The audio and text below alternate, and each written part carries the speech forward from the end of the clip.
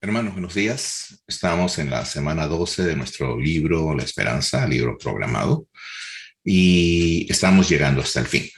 Hoy la presentación es de las lecciones 34 hasta la 40. Son bastante cortas, por eso que las he podido hacer de esta manera. Sin embargo, recuerde que lo que hago solamente es un comentario de cada lección. Es su responsabilidad leer cada lección y leer los versículos que están dentro de cada lección.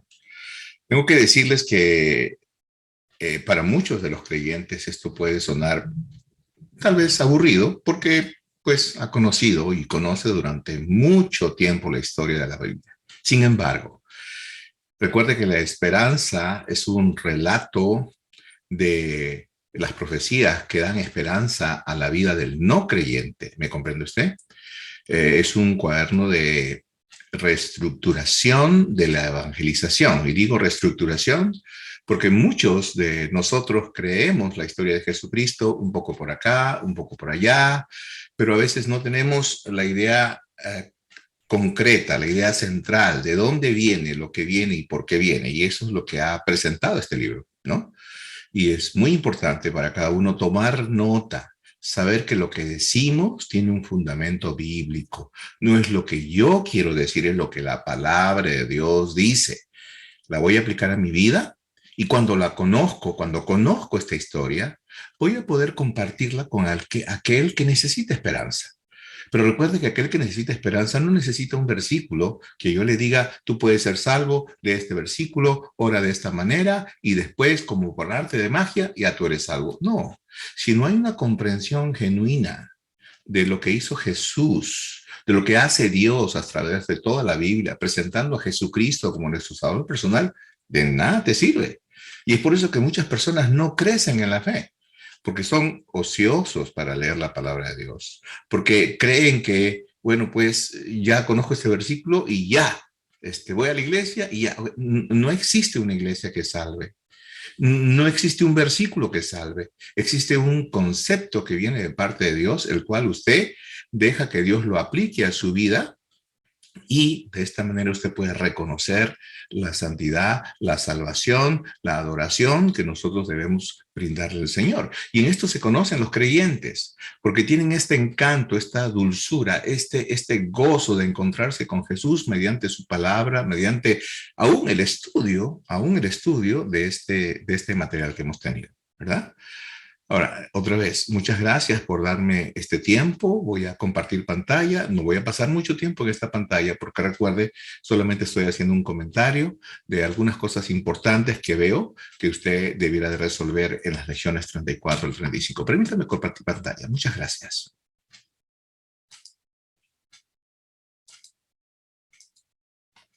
Ok. Ok.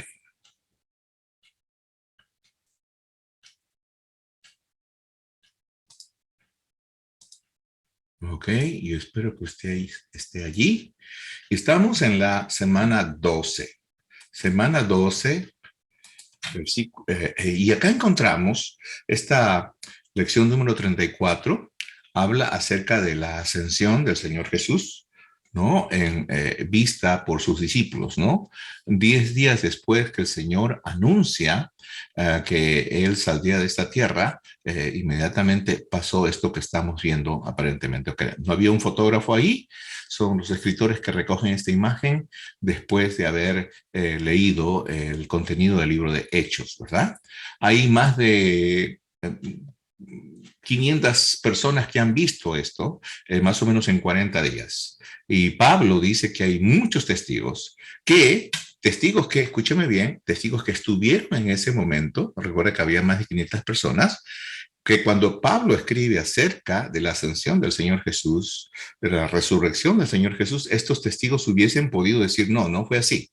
Sin embargo, estos testigos también sirvieron para aseverar que esto que pasó fue cierto. En Hechos capítulo 1, versículo 8, encontramos la primera promesa de la venida del Espíritu Santo, ¿no? Que ocurre justamente después de 10 días aproximadamente que el Señor Jesús ascendió al cielo, ¿no? Y en Hechos capítulo 1, versículos 9 al 11, los ángeles, cuando el Señor Jesús está ascendiendo al cielo, dicen, este mismo Jesús que ustedes miran que se va al cielo, este mismo Jesús vendrá de la misma manera al mismo lugar, ¿ok? La idea bíblica es que él va a venir al Monte de los Olivos y cuando se pare en el Monte de los Olivos, el Monte de los Olivos se va a partir. Lea el libro de Zacarías, importantísimo. Aquí vamos a encontrar entonces todo el relato de la ascensión del Señor Jesús y como le dije, esta lección debe ser leída por usted, estos versículos deben ser leídos por usted y usted va a encontrar los hechos que están probados según la palabra de Dios en cuanto a estas cosas que están sucediendo, ¿verdad? Ok, ahora en la última parte ya de esta lección, vemos al Señor Jesús que en la actualidad, Él está juzgando y Él está también intercediendo.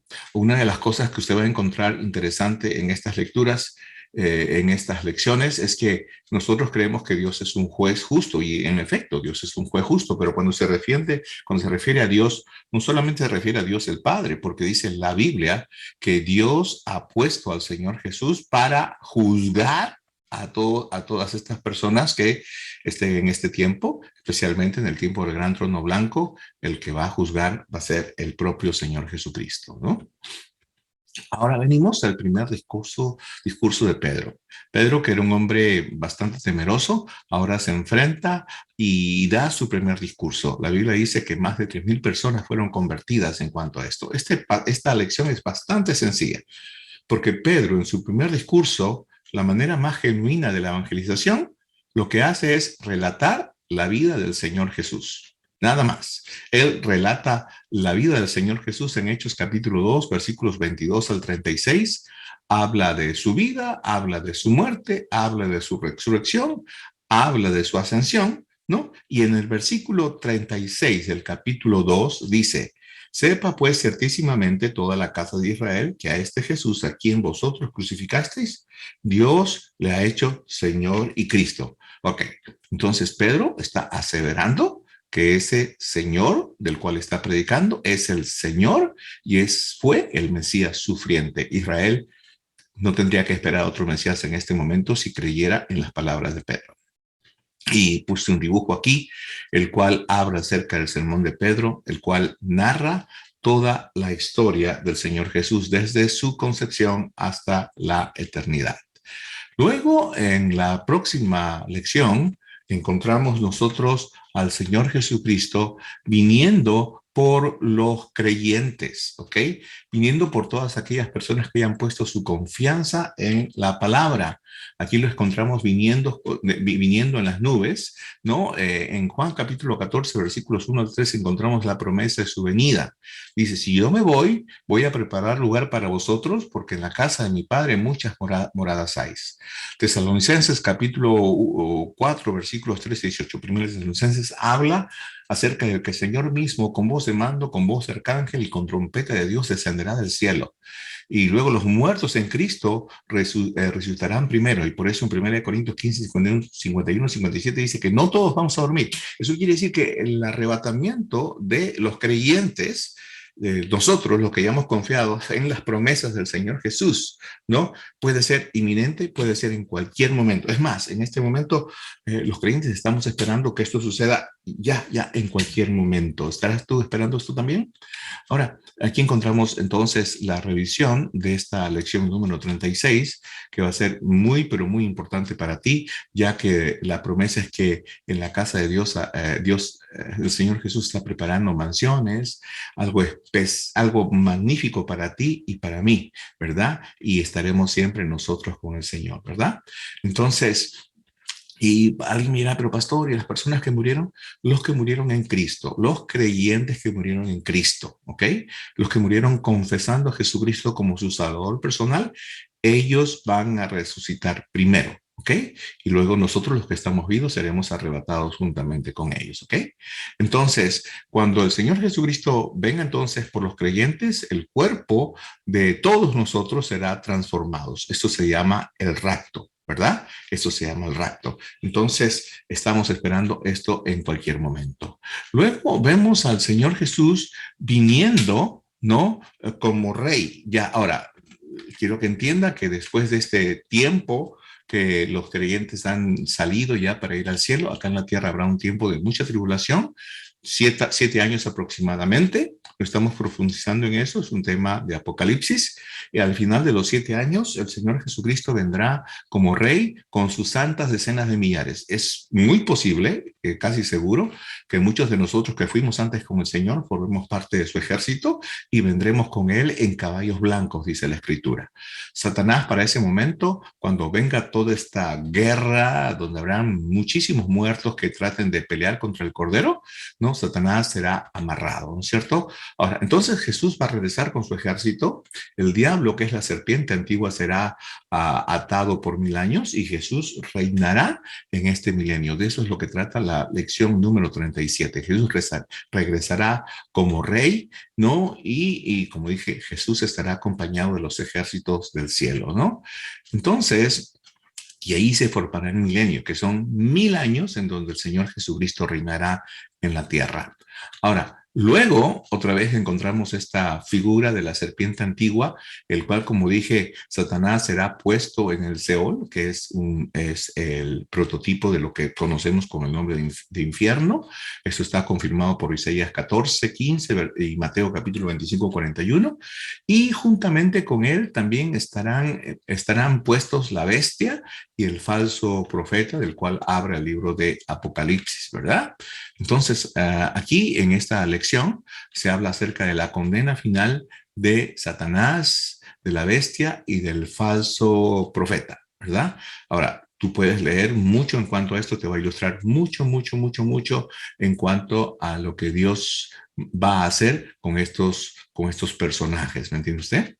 Luego encontramos algo bastante triste, pero pues que va a suceder, ¿no es cierto? Se llama el terrible destino de los que no creen en Jesús. Ahora, dice Marcos 9, verso 48, dice, donde el gusano de ellos no muere y el fuego nunca se apaga. Es interesante. Destino de aquellos que no hayan confiado en las promesas del Señor Jesús. Primero que nada, el pasaje, la lección nos presenta una destrucción completa del mundo, de la tierra, en donde los incrédulos, las personas que no hayan creído en Jesucristo, en las promesas de la palabra de Dios, ¿ok? Serán juzgados por sus obras y todos ellos serán lanzados al lago de fuego, al infierno. Ahora, entonces los que estén en el libro de la vida no serán lanzados al infierno, ¿verdad? Ahora, la pregunta que se hace acá es, ¿tu nombre está escrito en el libro de la vida? Ahora, alguien me dijo, pastor, ¿cómo es que una persona que es un incrédulo, o sea, que nunca ha confesado a Jesús como su salvador personal, usted me dice, porque alguna vez les lo he dicho, dice, ¿dónde se van los que mueren sin Cristo? Se van al infierno. Entonces, ¿cómo es que ya están en el infierno y otra vez van a ser lanzados al infierno? Bueno, lógica, vamos a utilizar un poquito la lógica. Ahora, no quisiera que usted entienda que yo utilizo la lógica en todo. Usted va a leer la lección y va a encontrar muchos pasajes que aseveran mi lógica en un sentido. Sin embargo, los que se van, a los que mueren sin Cristo, se van al infierno, sus almas están siendo perturbadas, pero cuando venga el juicio, recuerde que ellos también han resucitado en cuerpo y ahora sus almas se van a juntar con sus cuerpos y entonces sus cuerpos y sus almas van a ser lanzados al lago de fuego donde ellos experimentarán un dolor al máximo por siempre, por la eternidad. Ese es el castigo, el cual se predice, por el cual el Señor Jesús, Dios mismo, no quiere que ninguno, no quiere que ninguno pase por esto. Dice la palabra que ningún lugar se encontró para ellos. Eso, según de Pedro 3, 10 al 13, es un versículo bastante ilustrativo en cuanto a eso, ¿verdad? Entonces, y en Juan capítulo 5, versículos 22 al 23, encontramos que Dios, el Padre, ha dado al Hijo todo juicio, ¿me entiende usted? todo juicio. Ahora, eso es importante que quisiera que usted entienda. No es que Jesucristo se está vengando de todo lo que le hicieron, pero Dios el Padre le ha dado a Jesucristo todo juicio, ¿ok? ¿Para qué? Para que todos honren, dice la Escritura, al Hijo como honran al Padre, ¿ok? El que no honra al Hijo, no honrará al Padre que le envió. Es interesante la propuesta que hace el propio Dios en cuanto al Señor Jesús, ¿verdad? Entonces, aquí encontramos el papel de dos libros, ¿no? Vamos a decir, el libro de la vida, en el cual debiera estar escrito tu nombre, ¿no? Y el libro de todos aquellos que, bueno, pues van a ser juzgados, ¿no? Ahora, alguien dice, pero pastor, si Dios es Dios y conoce todo, ¿por qué necesita libros? Bueno, aparentemente podría necesitar libros no para Dios, sino para que estas personas recuerden lo que han hecho mientras estaban en el cuerpo y para que entiendan que su castigo es justo. ¿Entiende usted? Y los que están en el libro de la vida, obviamente Dios no va a hacer un recuento de todas las cosas que han hecho exactamente, sino parece que solamente se va a mencionar sus nombres, ¿no? Y estas personas estarán en el libro de la vida gozando de la eternidad. ¿Ok? Y por eso dice en Apocalipsis 20:15, y al que no se haya escrito en el libro de la vida, fue lanzado al lago de fuego. ¿Serás lanzado al lago de fuego? Luego, ahora encontramos en la siguiente lección, vamos a encontrar el cielo, el- la, la casa, el estado en donde los creyentes pueden gozar de la presencia de Dios. ¿Ok? Hablamos de la ciudad santa, la Nueva Jerusalén. Se habla acerca de Apocalipsis 21-27, como dije, solamente los que están escritos en el libro de la vida del Cordero, ¿no? Del Señor Jesús, gozarán de esta plenitud y de esta gracia de Dios en un sentido. ¿Ok? Entonces, Apocalipsis 21:1 al 3. Los creyentes entonces podrán disfrutar, ¿no es cierto? Podrán disfrutar al llegar al cielo de Dios y de su presencia. No, allí no habrá lágrimas, no habrá muerte, no habrá tristeza, no habrá llanto, no habrá dolor, no habrá pecadores, cobardes, incrédulos, abominables, asesinos, inmorales, hechiceros, idólatras, ni mentirosos, ¿no? No habrá noche, no habrá nadie que profane el nombre de Dios o que diga una mentira, no habrá más maldición, ¿verdad? Al contrario, ¿no? La belleza de este lugar es algo maravilloso, ¿no? Y obviamente habrá un esplendor glorioso, sus paredes, sus puertas, sus cimientos, su enorme tamaño, la presencia de Dios y del Cordero, no habrá electricidad, la luz de ellos hará que todo esto parezca maravilloso, habrá un río de agua viva, habrá el árbol de la vida y su fruto, y obviamente solamente se les permitirá morar a aquellos que hayan creído en el Señor Jesús como su Salvador personal. El último versículo que podemos ver en Apocalipsis 22:5 dice, ¿por cuánto tiempo vivirán allí? La Biblia dice, por los siglos de los siglos. Ahora, ¿piensas tú que tu nombre está escrito en el libro de la vida del Cordero? Sí, espero que sí. ¿No? No, ahora te diré qué tristeza, pero pues, o puedes decirme, no estoy seguro. Y si tanto sí, no o no estoy seguro, quisiera que me digas en qué se basa tu respuesta, ¿no? Muchas gracias, de verdad.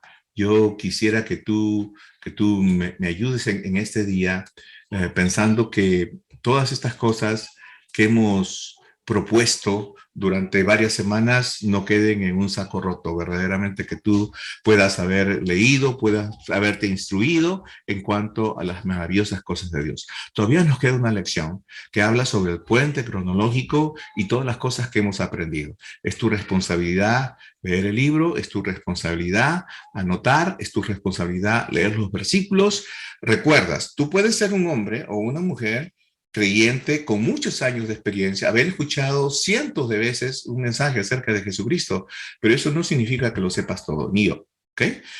Sin embargo, no tienes que saberlo todo específicamente con punto y coma, pero sí deberías de saber en dónde, en qué momento y por qué fueron anunciadas toda esta historia de la esperanza antes en el Antiguo Testamento y luego ahora en el Nuevo Testamento. Debería ser una persona que puede dar una respuesta específica y esencial acerca de lo que Jesucristo ha hecho en tu vida. Muchas gracias. Nos vemos. Nos queda una lección más. Ya no es la lección 40, acabamos de terminar el libro, pero tenemos que hacer un pequeño resumen y seguramente la lección que viene te va a gustar. Muchas gracias. Nos vemos pronto. Nos vemos la siguiente semana. Aprovecha este tiempo que tienes para aprender del Señor Jesús todavía. Que Dios te bendiga.